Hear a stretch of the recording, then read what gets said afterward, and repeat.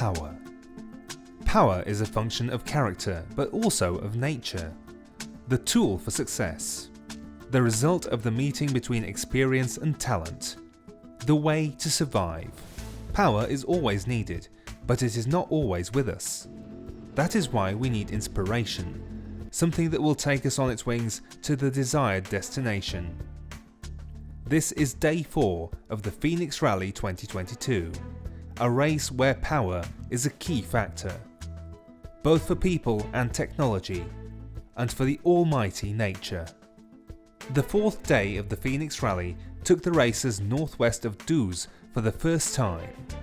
They had 458 kilometers ahead of them in 2 selective sections. After the heavy dunes of the previous day, this time the route promised more speed. As well as a special gift, one of the most iconic places for fans of Star Wars, the village known as the home of Anakin Skywalker on the planet Tatooine.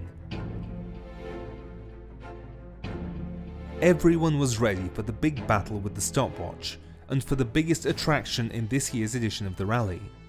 There was nothing to stop this day from becoming an amazing experience. That was the plan. And then, once again we realized that life is what happens to us while we make plans. The Sahara decided to get involved in the game as only she can.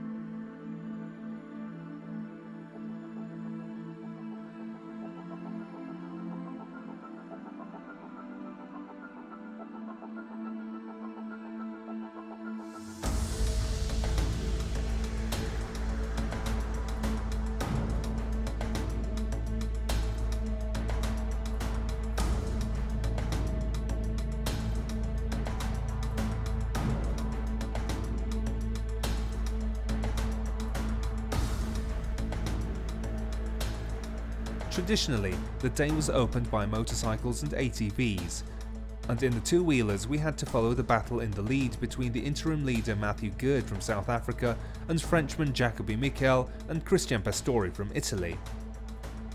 The first racers that the Sahara welcomed in its sandy hug, with the storm that hit the caravan, suffered the most in the absence of traces left in the sand. But even where they were, the winds quickly changed the route and put a lot of pressure on the riders. After in the previous days, we paid attention to the exceptional performance of the Lithuanians in the ATV and SSV classes, this time there was such an occasion for motorcycles. Modestas Silionas had the best time in the difficult conditions and recorded his first stage victory in this year's edition of the rally. Remaining in the shadow of the other leading riders so far, the Lithuanian, who is in comfortable position to storm the top 3 in the general classification, gave 3 minutes better time than the second for the day in the class. The name of the second? Matthew Gerd. The impressive raid of the South African continues, and his position in the first place is strengthening. The beginning was okay, there wasn't too much wind, but it picked up knots, maybe like kilometer 20 or so, the wind started. So there was no tracks to follow. So trying to just follow the notes as best as I could, and we made it to the finish. I think I got second into the finish, and the second part of yesterday was really fast, and again always trying to follow the road book as best as I can, and I think we got a good result. Low visibility, definitely, because you could not tell the difference in the dunes. You couldn't tell if there were drops. Sometimes you're just going along and then, you know. So it was the wind with the dust, the low visibility, that was quite a big issue. I have 3 days left, so anything is possible, but 20 minutes is, if I don't make any mistakes and keep a good pace, I think it could be enough. As long as I don't make any mistakes, because that's what the other guys are doing. They're missing waypoints, especially yesterday with the low visibility. Yeah. Another Lithuanian, Justas Grendelis, formed the top 3 of the day, just over 10 minutes behind the leader. The stage turned into a real nightmare for one of the contenders for victory. After 2 stage successes, Cristian Pastori had serious problems in the first selective section and collapsed in the standings, finishing more than an hour after the first.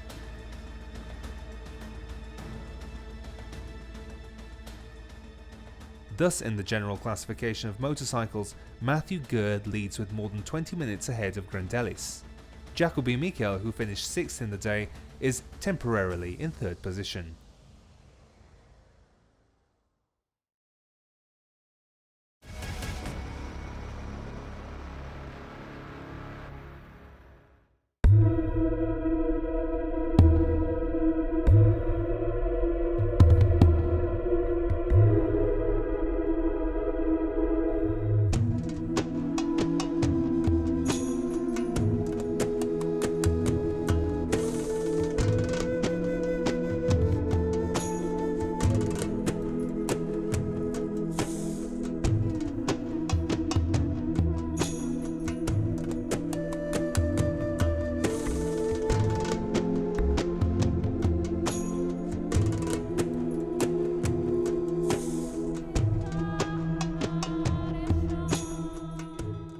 In the ATV class, the duel between the French and the Lithuanians flared up in full force right in the middle of the sand chaos. This class, along with the motorcycles, were the most affected by the strong wind and reduced visibility.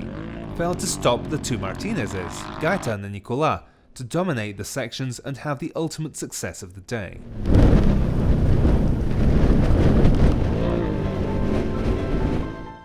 Gaetan's victory was also important regarding the battle in the general classification, after the Frenchman eliminated more than 10 minutes behind the leader Antanas Kanopkinas. However, the number 33 is still at the top of the overall standings.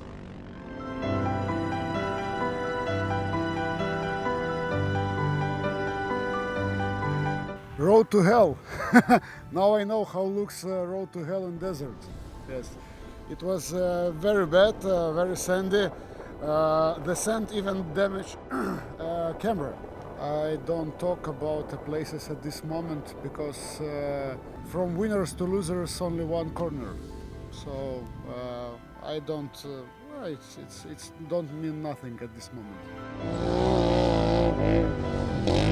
His compatriot and teammate Adomas Ganzierios also retained the 2nd place in the overall standings, finishing 4th in this stage. First one was very fast with tricky corners, tricky road and dunes. Half of them, this special stage will be in sandstorm, so it's very hard to see the road. So the battle for first place promises to be truly spectacular in the coming days. The Frenchman Martinez took inspiration from the victory and are ready to storm ahead.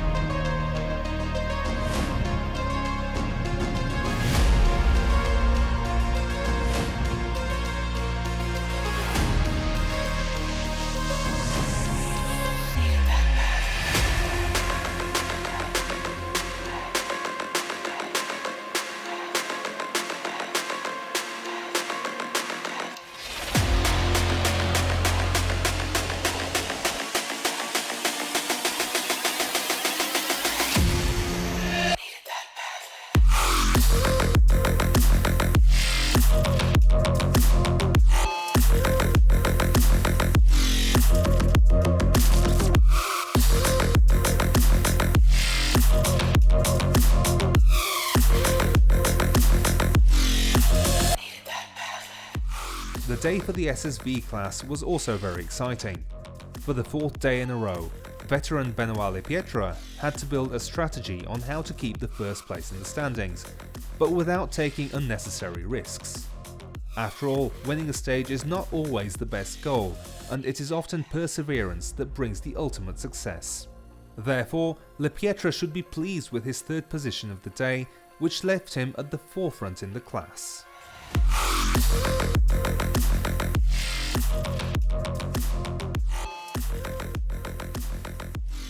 The victory was won by Arūnas Lekavičius from Lithuania, who stopped the stopwatch at 3 hours and 1 minute. However, given his deficits from the previous days, it helped him climb only to 10th place in the standings.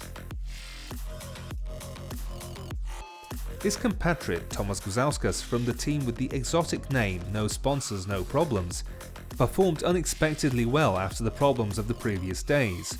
With his 29th place in the overall standings at the moment, he does not look like a direct threat to Lepietre, but many more twists and turns may occur by the end of the race. Michel Vessi from France also had a good day and knocked on the door of the top 10 in the standings with his 7th position in the stage. L'étape d'hier, c'était bien la première partie. The first stage was good, there was some sand there. The second one was faster with faster trucks, but it was okay. There are many fast SSVs here in this race, and we are a bit limited with the power. I hope the weather will be better for the rest of the days.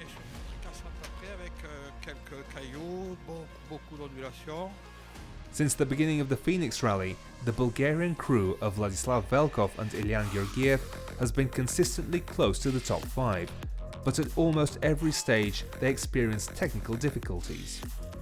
In the fourth day, their technical issues were related to damaged shock absorbers, which cost the Bulgarians a lot of time. The weather was very bad indeed. The sandstorm brought us many difficulties, but we were perfect in the navigation. We had technical issues that didn't let us attack the front places. But at least we got back to the track and finished. In the second section we had again some technical problems, but in general it was a good stage for us.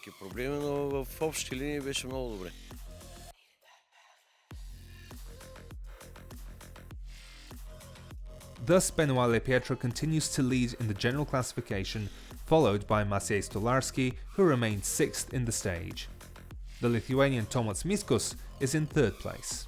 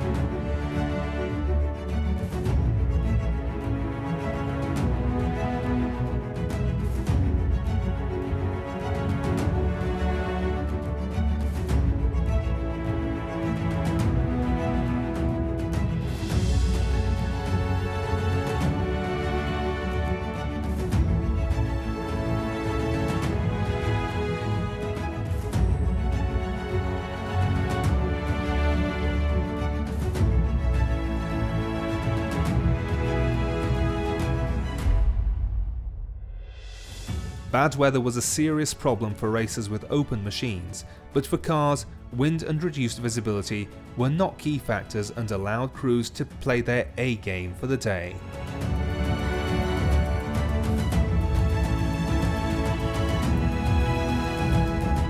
Urvo Manama started the fourth day 49 seconds behind the first, Reins Hofstra.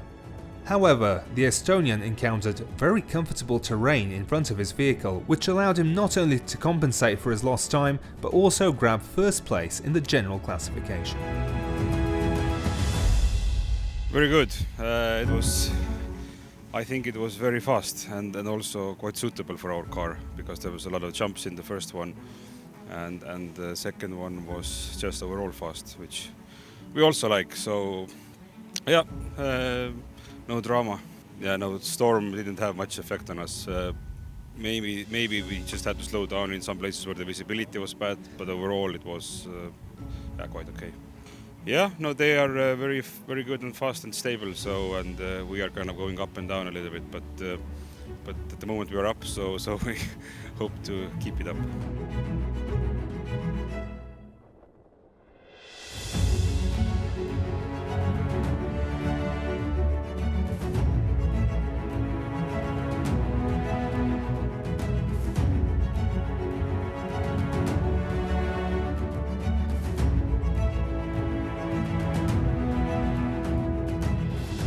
It is now obvious that Manama and Hofstra are the clear favourites for the car title. The Dutchman and his navigator Everett Borsma did everything in their power to keep up the pace, but that was not enough, and they remained in second place, 5 minutes and 40 seconds behind Manama. Well, it was poor visibility, of course, and it was a bit dangerous. And the first leg was really tricky with a lot of explanation marks and danger zones. But yeah, it was quite fast, and we did a good job, I think. He has some advantage on some parts, and we do. So we will see. Depends on luck and routes and weather and everything.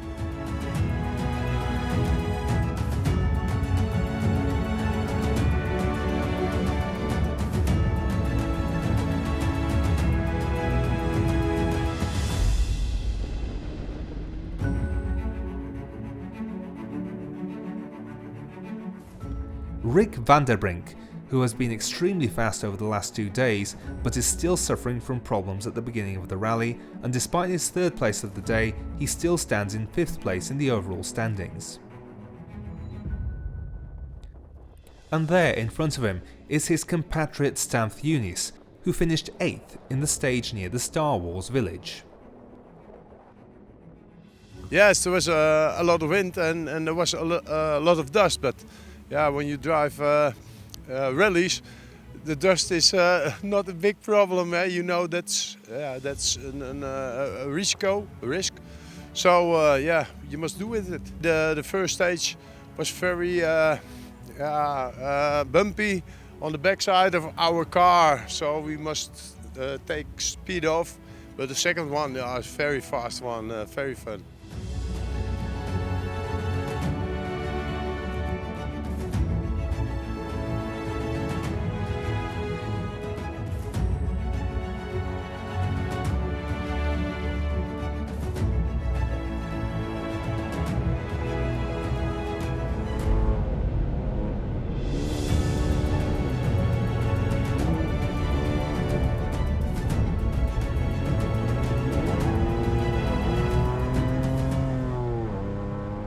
After the 4th day, Urvo Manama's lead looks reassuring, nearly 5 minutes.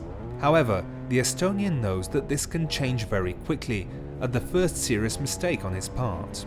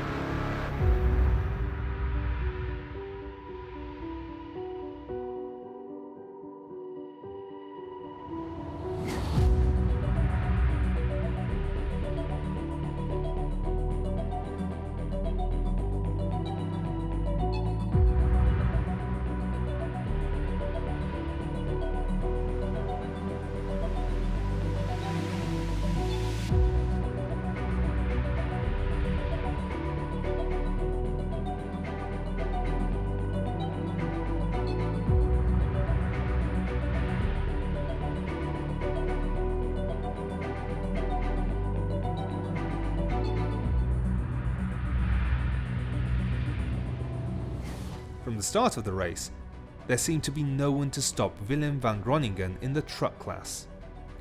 Moreover, the Dutchman wanted to overtake all cars and SSV machines. But as we have already said, on the 4th day of the competition, intentions and reality often turn out to be two completely opposite concepts.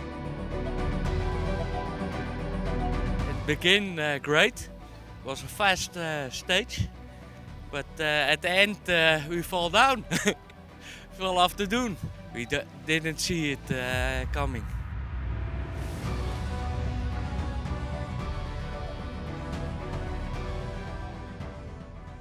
In this situation, Willem's main rival, Aard van Velsen, could reap many dividends. But, as it often happens in these competitions, the pilot of the blue Scania chose to help his friend and competitor in order to complete the stage. And in the end of the first stage, I saw William with the wheels up. So first the finish, and then we turn around, and we helped him. We put him on his wheels. But we are great friends with Aad, and when he's got something, we help him, and otherwise also. So. That was a good day.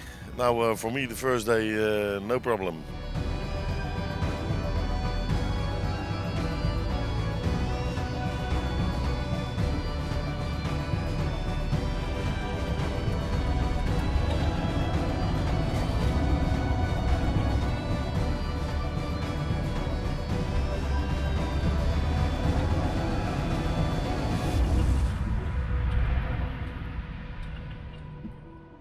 The third Dutch crew, that of Alexander Kot, gave the third best time of the day, just over an hour behind the winner Van Velsen.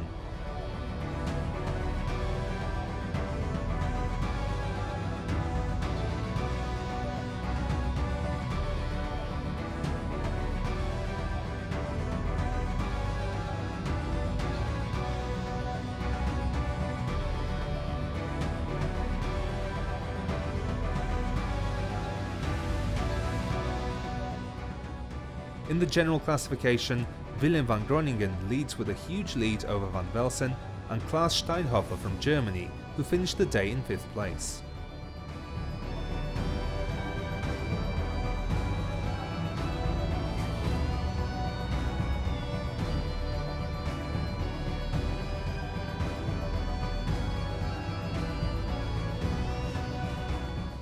So the sun once again set over the sands of the Sahara and sent off another dramatic day full of unexpected events.